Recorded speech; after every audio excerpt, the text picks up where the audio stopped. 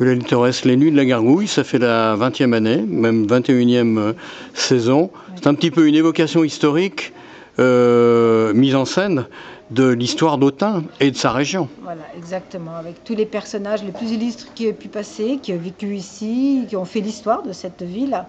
Donc effectivement, depuis 21 ans, nous animons, nous mettons vie, nous les faisons revivre, tous ces personnages, dans ce quartier, tout en haut de la cathédrale, avec des lieux à chaque fois à découvrir. Alors, parfois, nous sommes chez les habitants qui nous laissent découvrir des jardins, des espaces très très beaux. Et ce qui fait que pour le public, c'est hyper riche. Et voilà, c'est une belle découverte. Et c'est un moment agréable.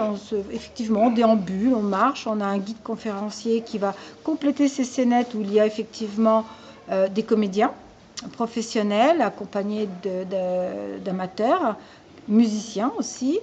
Et cette année, ou depuis quelques années, nous avons des gargouilles qui nous accompagnent. Voilà, nous avons de sacrées gargouilles qui nous accompagnent. Quel est le fil conducteur de ce cheminement ?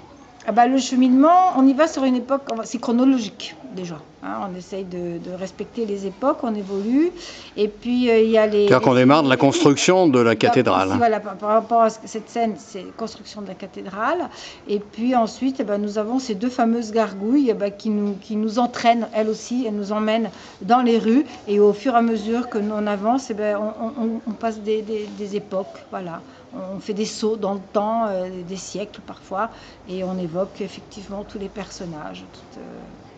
Alors, parcours géographique dans la ville, parcours historique, c'est aussi un alliage un petit peu subtil entre des comédiens professionnels, intermittents du spectacle, et puis des amateurs de la comédie et de la...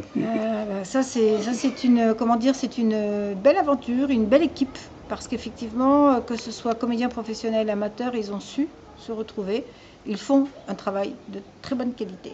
Autour de la compagnie Arc-en-Scène. Autour de la compagnie Arc-en-Scène. Et il ne faut pas oublier qu'il y a beaucoup de travail derrière, des répétitions. Il y a une vraie volonté d'animer, de faire vivre leur ville. Voilà, la ville où vous trouvez, où nous sommes là.